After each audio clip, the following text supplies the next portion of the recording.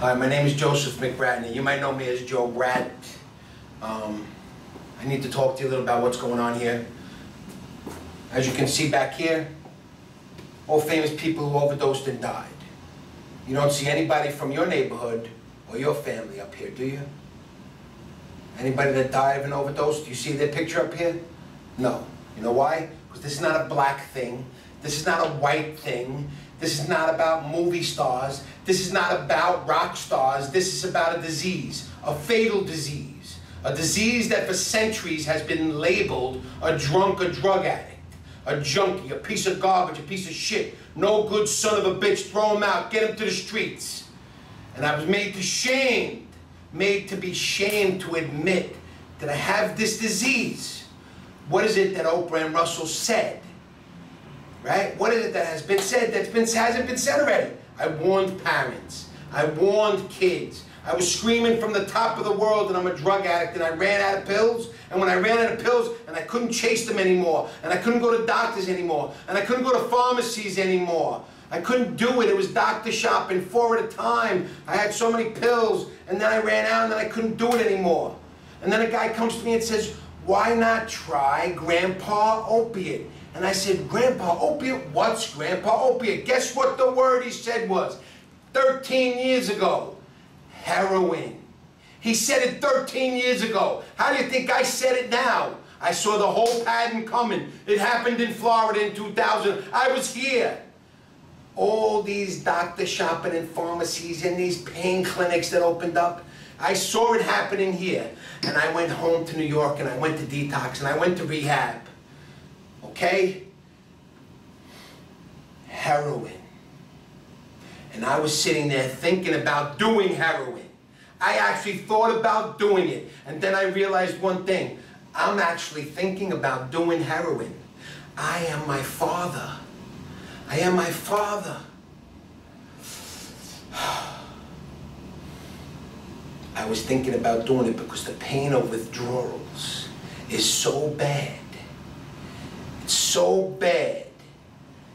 No addict wants this pain. No addict can fathom going through this pain. Going through detox. It's gonna hurt. It's gonna hurt. What's this pain? I don't want it. I know it's gonna hurt. They're not gonna medicate me right. No addict wants that. And then insurance companies change their policies. Why do they change their policies? What'd they change? You know what they said? They said that opiates aren't deadly to withdraw from, so they're only given a certain amount of days in inpatient detox or even outpatient detox on Suboxone, which is the Band-Aid on open heart surgery. You think Suboxone's a miracle? It's the methadone of the 21st century. Get it through your goddamn head. Get it through your head that your kid can get better on Suboxone. Without treatment, without medical detox, medical protocol, you cannot stop. And here it is. It's already here at locomotive speed and your town. Heading to your town if it's not there already. Everybody says, everyone thinks it's worse here. Oh my God, it's so worse here. I know it's not worse. It's worse everywhere. I go everywhere. I speak to parents across the country. I see kids. I walk into towns. They're like zombies. People like zombies. Your kid's a zombie. Possessed. How are you going to ask them to make a responsible decision? I had a doctor tell me, who was I thinking I was telling this kid he couldn't go home, he had to go to rehab. Doctor said, who do I think I am? This man's an adult. Somebody on drugs cannot make responsible decisions like, I want to go home and visit my family and tell them how much I love them after 7 days of detox, because it's not enough. 90 days isn't enough. 90 days, and insurance companies are saying, we're going to throw your kid out of rehab. We're done. We can't pay for anymore. He should be good by now. Okay? The Parity Mental Health Act might have changed that, but there are some rehabs that fight for more time. There are. I studied them. I found out where they are. I do that. I put people in rehab because I am them. I know what they're doing. I go on interventions. I went to Philadelphia. I was in Camden. Oh my God. Are you kidding me? What was going on there? Every corner you could cop drugs.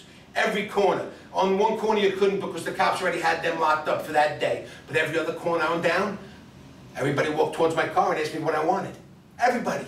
They're walking towards my car like it's legal. Okay. How much money did they say the other night they were going to donate to help the cause, to help this disease, to get a scholarship for a kid? You know how many scholarships I got, kids? You know how many I got for them? You know how many times I went to rehabs and said, please help this kid. I think he could do it with no insurance, Medicaid, staying in the same state, kids who don't want to get better. With court-mandated people out of prison, kids are coming out and learning how to use better. If you can't get private treatment, you're in trouble. Okay? I tell parents, you got a 50-50 shot with your kid in treatment. 50-50. You fail 100% if you don't put that kid in treatment. Okay? So here we go.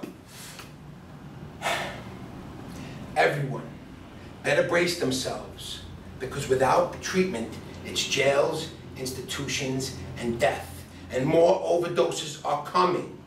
Everyone thinks it's going away, but never in history has it been so bad. And if you want answers, then you can call me. You dial 855-JOE-BRAT. You call me. That's 855-563-2728. It's free. I'll give you all the answers you need. I know what you're going through. I'm them. Why do you think I'm successful? Because I know what they're going through. They don't want to be shamed anymore. They don't want to be embarrassed anymore. And I'll tell you what else they don't want to do. They don't want to live anymore. They have to use, they steal, they lie, they manipulate. It's not going to go away. And you want answers from where? I'm giving you the answers. Treatment. Stop asking them if they want to go to treatment and make them go to treatment.